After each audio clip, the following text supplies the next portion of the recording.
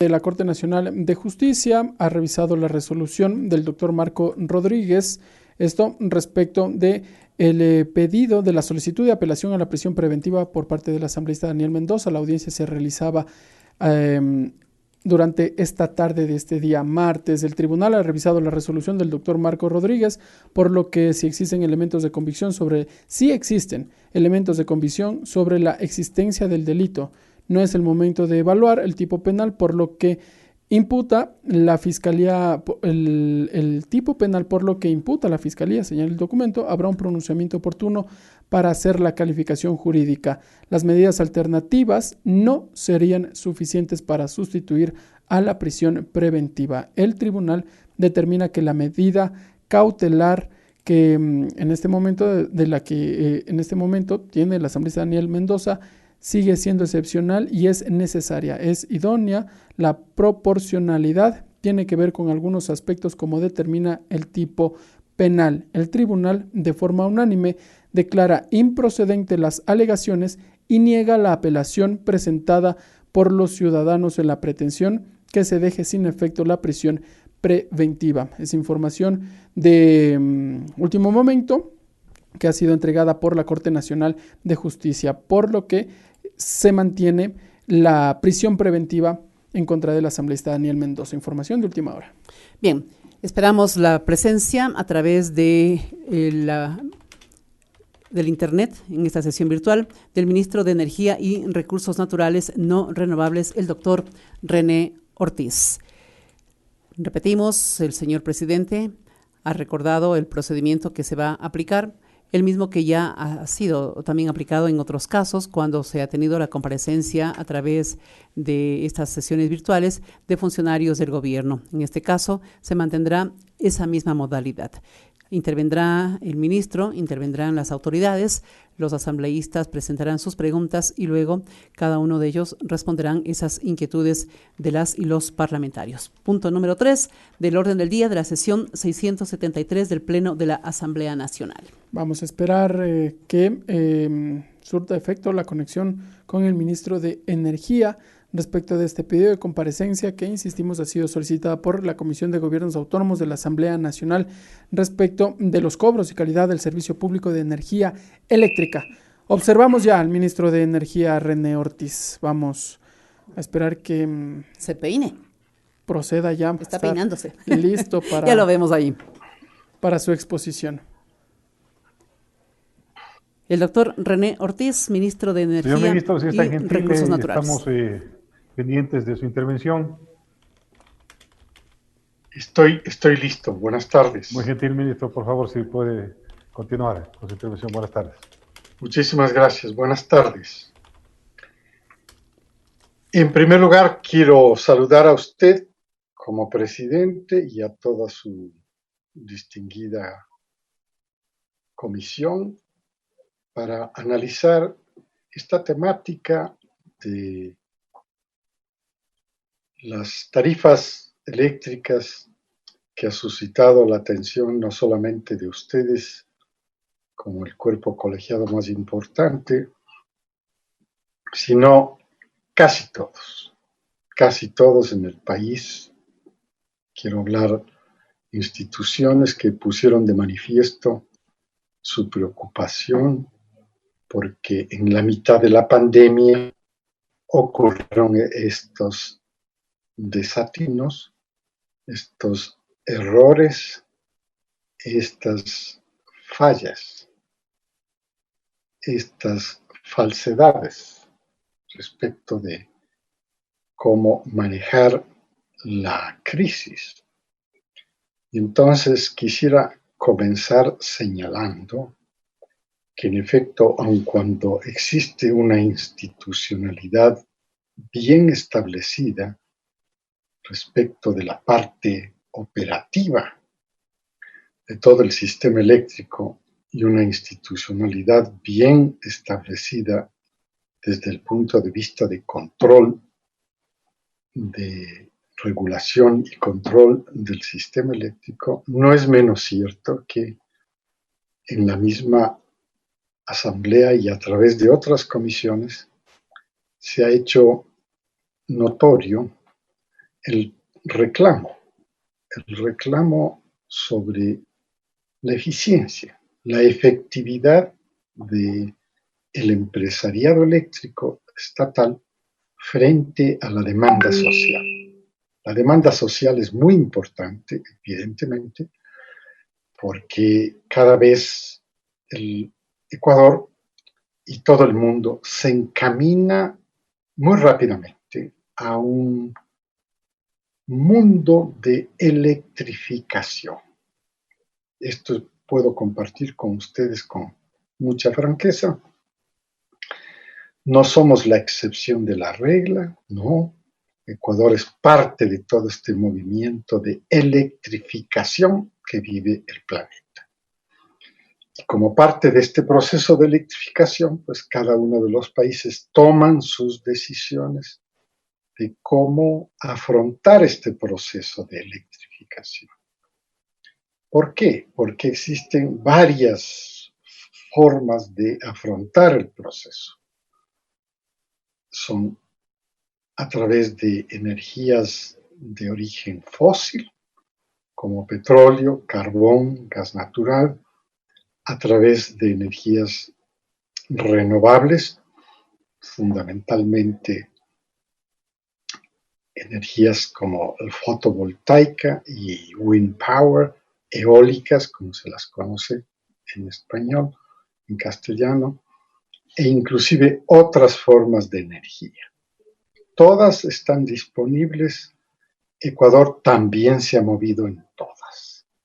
Por supuesto, nuestro ritmo no es ni remotamente un ritmo de implantación de todo el proceso de energías renovables como ocurre en otras latitudes.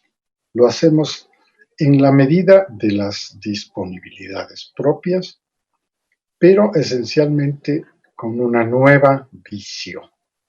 Una visión para que las energías renovables pudieran ser parte del sistema privado de generación eléctrica.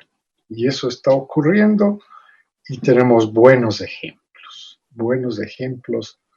de no plantas gigantes, pero sí de plantas medianas y pequeñas, de generación renovable. Sin embargo, en carpeta están proyectos de una connotación grande como el que está diseñado para utilizar la ex ubicación, el sitio donde se iba a instalar la refinería del Pacífico, como se la conocía. Toda esa operación de aplanamiento de esta área de más de 700 hectáreas tiene proyectos muy interesantes. El fotovoltaico es una parte de ellos y otros proyectos urbanísticos. Quiere decir que no estamos dormidos, estamos despiertos. Ahora bien, con este preámbulo, el objetivo mío es mostrarles que dentro de la pandemia declarada, el presidente de la República, a través del decreto ejecutivo número 1017, declaró el estado de excepción. Y el estado de excepción significaba varias cosas, pero en esencia relacionadas con los sectores estratégicos, le daba a este grupo de sectores estratégicos, minería, electricidad e hidrocarburos, le daba una especial connotación. Le dice que estos sectores estratégicos no podrán paralizar sus actividades, es decir, tienen que continuar trabajando. El confinamiento que estaba sugiriendo el gobierno y obligando el gobierno a la mayoría de la población urbana, por ejemplo, no se aplicaba para los servidores y para las organizaciones empresariales de estos tres Y en ese contexto, inmediatamente al siguiente día de expedida esta medida del estado de excepción, este ministerio, el Ministerio de Energía y Recursos Naturales No Renovables, inmediatamente expidió una resolución, un acuerdo ministerial a todo el sistema, a toda la institucionalidad del sistema eléctrico, minero y petrolero, para que con sus instituciones, con sus contratistas, con sus subcontratistas, no quedó nadie fuera. Se implementaron 3 importantísimas sugerencias. Unos protocolos sanitarios que estén compaginados con las políticas que iban a salir del COE nacional. Una segunda, que tenían que elaborar 24/7. Es decir, estos sectores no pueden detenerse bajo ningún pretexto. Y en tercer lugar, que habrían sanciones. Este es el acuerdo ministerial con el que institucionaliza un sistema durante la crisis, para que nadie pueda sentirse que está exento. No. Todos estábamos obligados a trabajar 24/7. Y por supuesto, en el cumplimiento de esto estaba implícito que el que falla será sancionado. Y evidentemente, la pandemia significó en ciertas áreas del Ecuador un mayor consumo de electricidad. Claro, el confinamiento significaba guardarse en casa, y teníamos el eslogan públicamente expuesto, quédate en casa, en áreas donde las temperaturas son bastante altas. Era obvio el mayor consumo de electricidad para mover una serie de adminículos eléctricos, comenzando por aires acondicionados, ventiladores y otros adminículos, incluyendo también el consumo de electricidad de televisores, computadoras, laptops, etcétera. Es decir, ahí hay una explicación clarísima para entender que el confinamiento sí debía tener un efecto importante en el consumo. Luego, el presidente de la República también tomó una medida muy importante, que era, vista la situación de la gran masa humana de Ecuador, y particularmente urbana, que trabaja en la calle, que vive al día, y que era muy difícil controlar, que no pudieran trabajar, que no pudieran desarrollar su medio de sobrevivencia.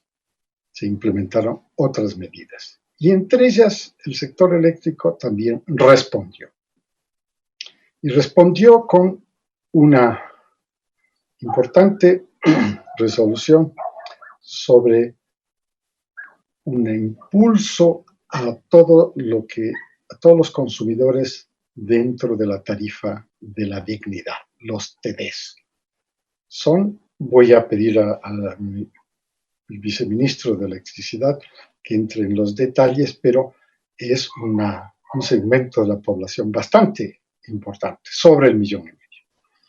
Y ellos pagarían una tarifa excepcional de 4 centavos por kilovatio hora en el mes, pero además tendrían un beneficio especial dada la circunstancia de que no habrían cortes eléctricos por falta de pago.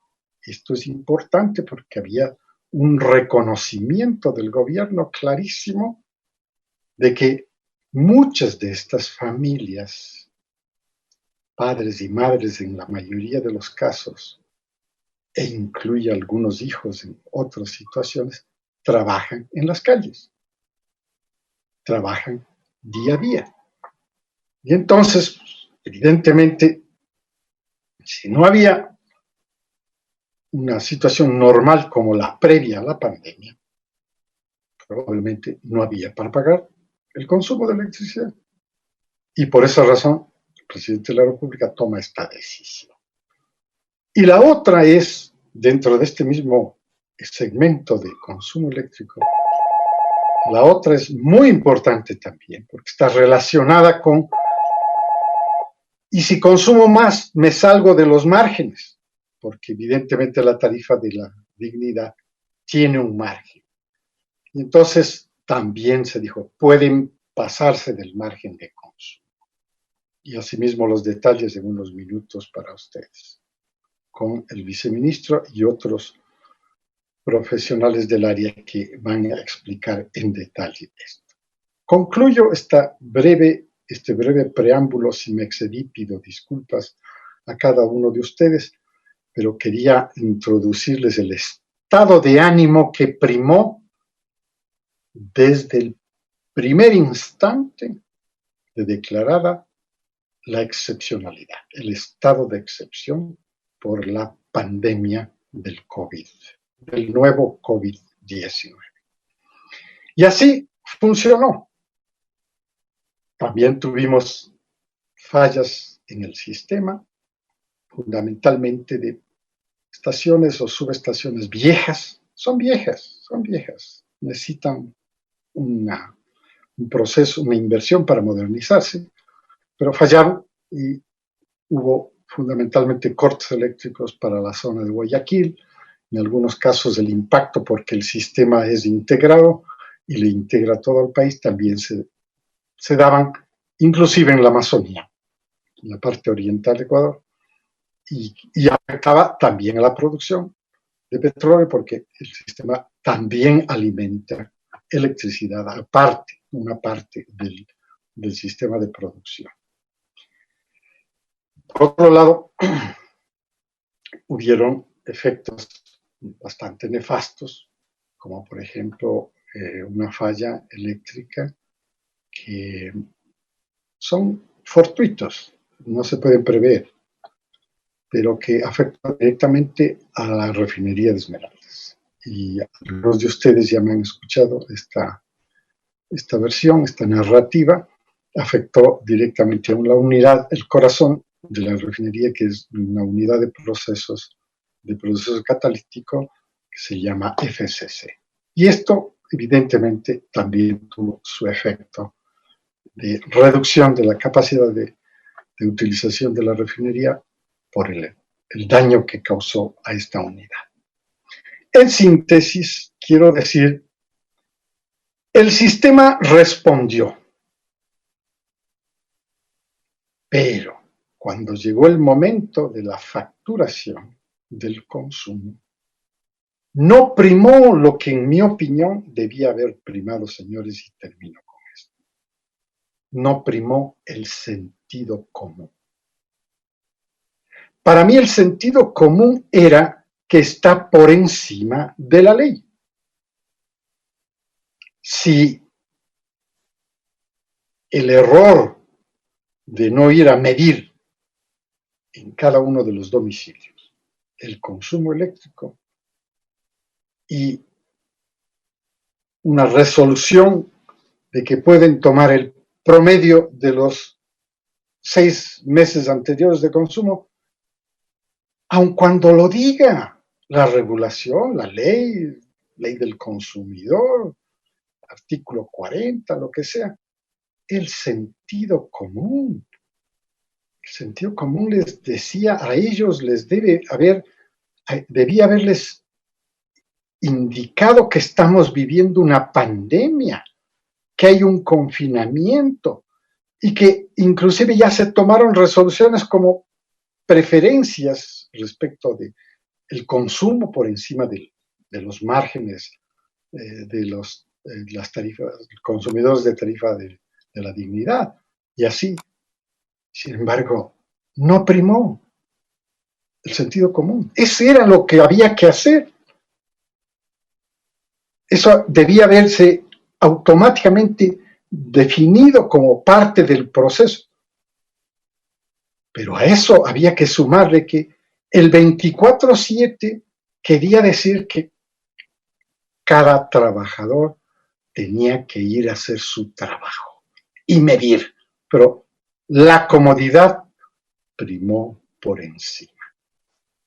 Aquí hay una norma, nos vamos con el promedio y falló totalmente el sentido común. Y luego, pues, las complicaciones que esto ha causado, porque después hay sin la menor duda, una cadena de desatinos en la forma de manejar la facturación en crisis. Esto era una crisis, seguimos en crisis, ahora hay una regulación adicional con la cual se amplifica el apoyo estatal como un estímulo, porque ya estamos saliendo del confinamiento hacia el distanciamiento, estamos regresando al trabajo, y esto quiere decir que necesitamos otro tipo de estímulo, y el presidente de la República respondió con esta regulación que va a ser igualmente explicada en detalle. Así se pudo entender como una sobrefacturación y una falsa facturación para miles de facturas que tuvieron que ser anuladas. Tampoco primó el sentido común de decir, les vamos a devolver el dinero sobrecobrado, natural. Eso es parte del sentido común, de entender que al ciudadano le interesa no que le pongan en la factura siguiente o del mes siguiente, le pongan el crédito, le adjudiquen el crédito de lo sobrecobrado en la anterior. Sentido común. Devuelve el dinero. Porque eso es bueno para el consumidor. Que le devuelvan, no que le aparezca en la factura o en la planilla siguiente que ha habido un crédito. Vean ustedes en dónde cae el error humano. En esta falta de sentido común de entender cómo está viviendo una sociedad frente a una crisis sanitaria de las dimensiones que está viviendo no solo Ecuador, sino todo el mundo. Con su venia, presidente y distinguidos legisladores, quisiera invitar a que el ingeniero Luis Camilo Ventimiglia, que es el viceministro de Electricidad, pudiera entrar en algunos de los detalles y, por supuesto, nuestra mejor disposición para responder a otro tipo de inquietudes que nazcan de esta comparecencia. Muchas gracias, presidente. Concluye entonces esta primera participación del señor ministro de Energía y Recursos Naturales No Renovables, el doctor René Ortiz. Se anuncia la presentación del viceministro de Electricidad, Luis Camilo Ventimiglia. Aquí nos vamos a escuchar. Buenas tardes, señor presidente. A continuación, escucharemos la intervención del señor ingeniero Luis Camilo Ventimiglia, viceministro de Electricidad y Energía Renovable. Si está gentil, señor ingeniero, escuchamos. Muchas gracias.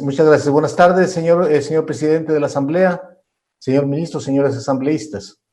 Sí, el señor ministro ha hecho un recuento bastante